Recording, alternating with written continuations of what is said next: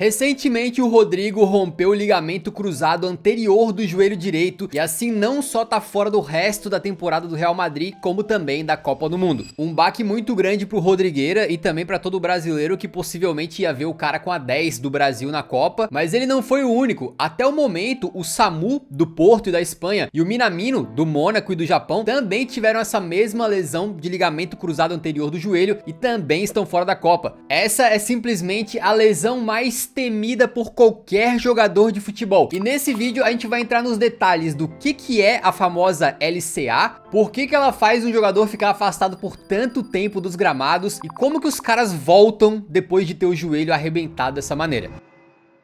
Vamos começar falando de um dos casos mais emblemáticos recentemente, que foi o do Neymar. Ele passou um longo período longe dos gramados por conta de uma lesão gravíssima no ligamento cruzado anterior e meio que não conseguiu voltar a jogar futebol lá no Al Hilal, né? Com o Jorge Jesus na época chegando a dizer que ele não conseguia acompanhar mais o resto do time fisicamente. Mas o que é verdade é que fisicamente ele não tem conseguido acompanhar. E aí o Neymar eventualmente saiu e voltou pro Santos. E a gente vai adentrar com mais detalhes no caso do Neymar e de outros jogadores, de como que eles trataram e de como que eles voltaram a jogar. Mas antes é importante pra todo mundo que não sabe exatamente, né, explicar o que é a lesão do ligamento cruzado anterior do joelho, a famosa LCA em português ou ACL em inglês. O ligamento cruzado anterior é um dos tecidos mais importantes do corpo humano, já que ele conecta o osso da coxa, que é o fêmur, com a tíbia, que é o famoso osso da canela ali, né? Vocês podem ver que entre os dois ossos tem como se fosse um X, assim, de dois ligamentos, né? E o cruzado anterior é justamente esse que tá na frente. E ele fica ali muito exposto e muito sobrecarregado, principalmente em esportes que envolvem uma parada abrupta ou mudanças rápidas de direção. E aí pode acontecer de ter uma entorse no ligamento ou até um rompimento total, como foi justamente o caso do Neymar em 2023. Normalmente, as lesões de LCA acabam resultando numa cirurgia de reconstrução, seguido de muito tempo de fisioterapia para recuperar a força e a estabilidade, como foi também com o Ney. E se a lesão em si já é um pesadelo para o jogador, quando começa o tratamento e a fisioterapia, as coisas continuam horríveis, porque existe uma vertente aí que diz que pouquíssimo tempo depois da cirurgia já é importante para o jogador começar a colocar peso naquela perna ali do joelho machucado para acelerar a recuperação e evitar atrofia muscular naquela região. Então quando o Neymar saiu da cirurgia, por exemplo, começou a pipocar esses vídeos dele treinando e tu consegue ver que as sessões de reabilitação eram no mínimo desconfortáveis, né? E que também pode gerar alguns problemas, como por exemplo, quando o jogador não tá com a força toda naquela perna e acaba tentando compensar de alguma maneira, como a gente pode ver o Neymar fazendo claramente nesse vídeo, ou até compensando com a outra perna, né? A perna que tá saudável, o que pode gerar ainda mais problemas, né? Num estudo recente em parceria com a UEFA, somente com atletas do futebol masculino, foi constatado que cerca de 9% dos caras que tinham experimentado uma ruptura de ligamento acabaram depois rompendo o ligamento contralateral, ou seja, o do outro lado, do outro joelho, nos anos seguintes. Foi o caso, por exemplo, do Militão, que rompeu o ligamento cruzado anterior do joelho esquerdo e depois de se recuperar, acabou rompendo o do joelho direito também. Uma combinação de lesões aí que, por mais que ele tenha sido guerreiro e voltado a jogar, a gente nunca mais conseguiu ver ele tendo uma grande sequência assim, sem se machucar de novo, né?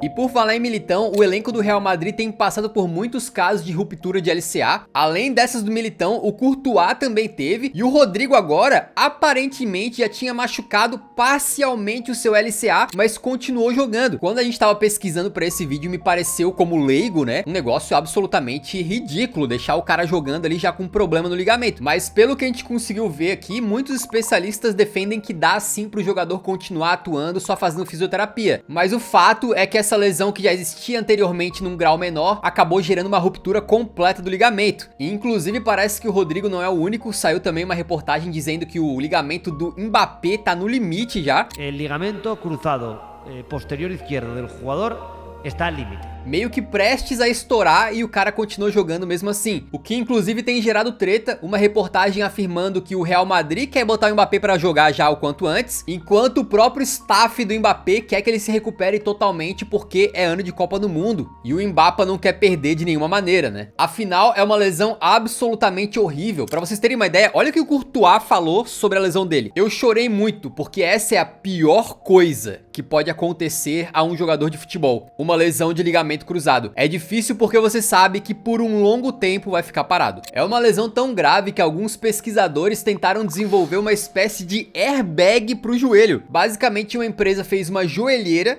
que, segundo eles, ajuda a prevenir lesões de ligamento cruzado por conta de sensores que supostamente acionam um airbag no joelho em caso de um alto impacto ali e pode ajudar a impedir lesões assim no futuro. Vamos torcer, né? Mas agora que a gente já sabe o que é a lesão e como que é o tratamento, chegou o momento de falar de uma das partes mais sensíveis desse tema, que é como que um jogador que passou por esse trauma volta depois. Buscando o Neymar, por exemplo, né, ele já vinha tendo problemas de lesões antes de sofrer essa ruptura do ligamento cruzado. Mas de qualquer maneira, a gente viu ele voltar e meio que ele nunca mais foi 100% o mesmo, né? Ainda que por vezes ele jogue bem e pareça estar ali plenamente nas suas capacidades físicas, né? Meio que é um novo normal pro Ney. Ele não tem mais a mesma explosão e nem a mesma velocidade, e ele não é o único, né? Muita gente fala sobre o Neymar assim, de que ele não se cuida ou de que ele fica acordado até tarde, mas muitos outros jogadores passam por coisas similares. Outro cara que não voltou bem de uma ruptura de LCA foi o Rodri. Ele era um dos melhores do mundo na época que rompeu esse ligamento, né? Inclusive, vocês vão lembrar que ele vai de muleta no palco da Bola de Ouro receber lá o prêmio de melhor do mundo. E desde que ele voltou, não só teve outros problemas de lesão, que era raro pro Rodri anteriormente, mas também ainda não voltou a ser aquele Rodri de antes, né? Às vezes parece que ele sequer tem a mesma confiança dos tempos onde Rodri em campo era sinônimo de vitória pro Manchester City. Inclusive, segundo um especialista, parte da recuperação é justamente o jogador, depois do tratamento, né, que ele tá curado, ele perdeu o medo de jogar como ele jogava antes, de voltar a treinar com intensidade, não ter medo de dar um pique maior, de frear bruscamente e tudo mais. É a última etapa da recuperação, uma parte que é muito mais mental do que física até. E a gente encontrou algumas pesquisas que monitoraram esse tipo de lesão em jogadores de futebol, e uma delas diz que 92,8% dos jogadores voltam a jogar bola, número que deve ser ainda maior se for considerar só os caras da elite do futebol assim, né? Só que outra pesquisa mostra que apenas 65% dos caras voltam a atuar no mesmo nível de antes. Os outros 35% sofrem com sequelas, passando, por exemplo, a pular mais baixo e ter um tempo de reação maior. Então vocês viram que dá sim pro cara voltar ao nível de antes,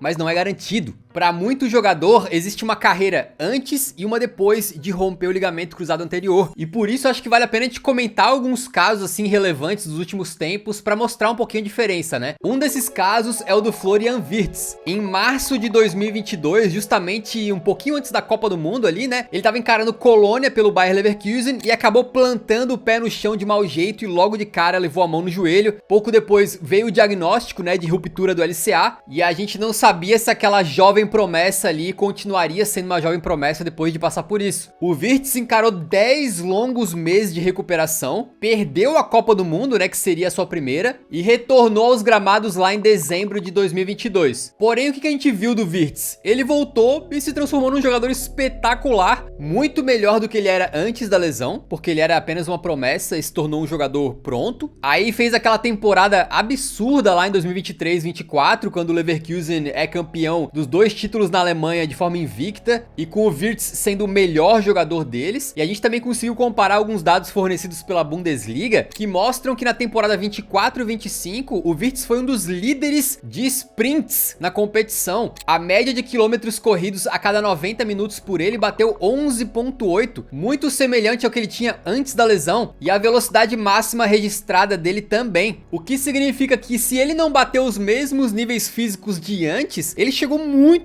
próximo, e somando com o desenvolvimento de outras áreas, né, ficando um cara mais experiente, mais maduro, tecnicamente ainda mais refinado, se transformou num jogador espetacular mesmo depois de passar por uma lesão como essa. Já o próximo cara da lista aqui, meio que foi o completo oposto, né? O Falcão Garcia surgiu pro mundo naquele Porto interessantíssimo que também tinha o Hulk e o James Rodrigues, né? E lá ele comeu a bola, era um atacante avassalador porque tinha explosão, velocidade, força física e uma técnica surpreendente para um camisa 9 matador. O Falcão era chamado de El Tigre e amassou no Porto enquanto esteve por lá, até que jogou muito no Atlético de Madrid também e depois foi pro Mônaco na temporada 2013-14. E lá, atuando pelo clube do Principado num jogo de Copa da França contra um time da 4ª divisão, ele sofreu uma entrada de um zagueiro, caiu de mau jeito e depois veio a confirmação de que ele tinha rompido os ligamentos do joelho esquerdo, o que fez o Falcão perder a Copa de 2014, passar por uma operação de reconstrução do ligamento e encarar cerca de 6 meses de recuperação até que ele pudesse voltar aos gramados. E aí quando ele retorna, ele é emprestado para o Manchester United e, amigo, a carreira dele a partir dali foi meio complexa, tá? Ele perdeu um pouco da sua explosão e pelos Diabos Vermelhos teve uma das menores médias de gol por jogo na sua carreira. Depois ele também é emprestado pelo Chelsea e marca apenas um gol em 10 aparições na Premier League, deixando claro que era um Falcão Garcia muito diferente daquele que a gente viu comer a bola no Porto, no Atlético e tal. Só que agora, como um camisa 9 já com menos explosão e menos móvel, ele ainda teve uma temporada excelente, tá? Foi no retorno ao Mônaco, naquele surpreendente time que bateu nas semis da Champions e ganhou a Ligue 1, com caras ali como Bernardo Silva e o próprio Mbappé. A partir dali a carreira dele decaiu bastante, né? Ele foi jogar no Rayo Vallecano e hoje segue na ativa mesmo aos 38 anos, o que é um grande feito, o cara tá de parabéns. Porém, creio que o Falcão Garcia é um dos casos mais emblemáticos de um cara que perdeu muito o seu nível depois de uma lesão de ligamento cruzado. Outro caso de uma lesão que literalmente acabou com a carreira de alguém foi o do Ibrahimovic. Ele já tinha tido um problema no ligamento cruzado anterior na época do Manchester United e quando ele volta da MLS pro Milan, né, ele acaba tendo outra lesão que meio que ficou escondida. E aí quando o Milan se sagra campeão do campeonato italiano na temporada 21-22, o Ibra vem a público e revela o seguinte: por 6 meses joguei sem ligamento cruzado anterior no meu joelho esquerdo. Consegui treinar apenas 10 vezes nos últimos 6 meses. Tomei mais de 20 injeções em 6 meses. Tive que drenar o joelho uma vez por semana por 6 meses. Mal dormi de tanta dor por 6 meses. E aí ele encerra dizendo que o sacrifício valeu a pena porque ele tinha adicionado mais um troféu para sua coleção. Assim que o Milan garantiu o título, o Ibra foi fazer a sua cirurgia,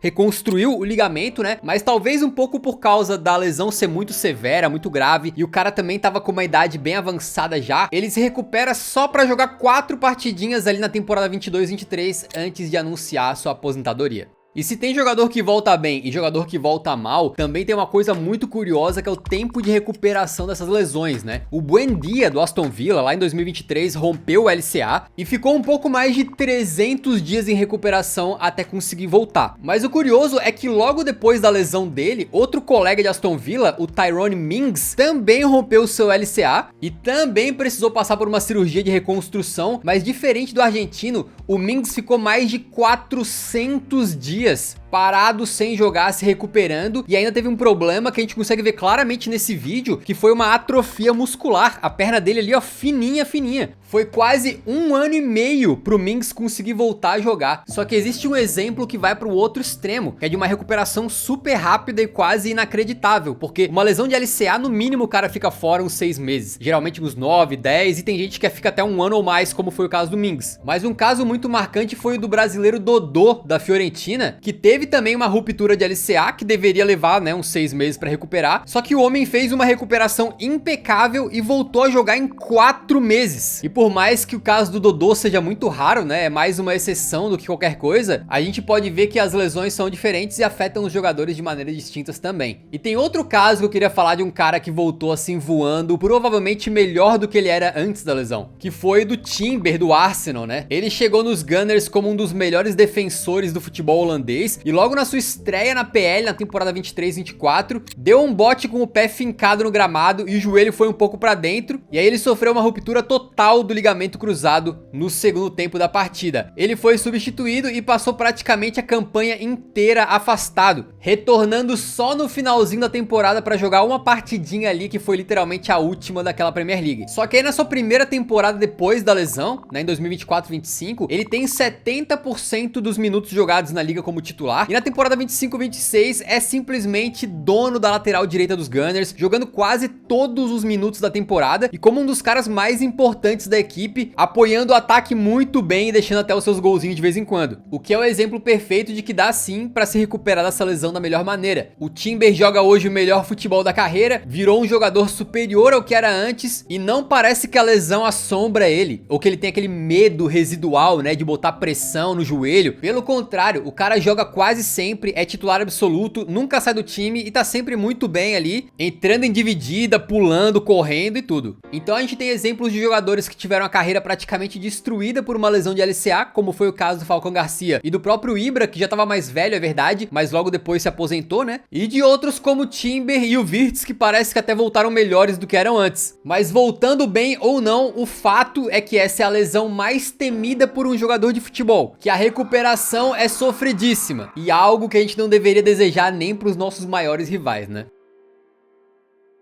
Esse vídeo foi um pouco mais pesado e mais sério, então pra dar uma quebrada nesse climão, eu queria recomendar pra vocês outro vídeo sobre lesões, só que é com um tom cômico, porque são lesões estúpidas que a gente já teve no futebol. Vale a pena assistir que tá bem divertido, beleza?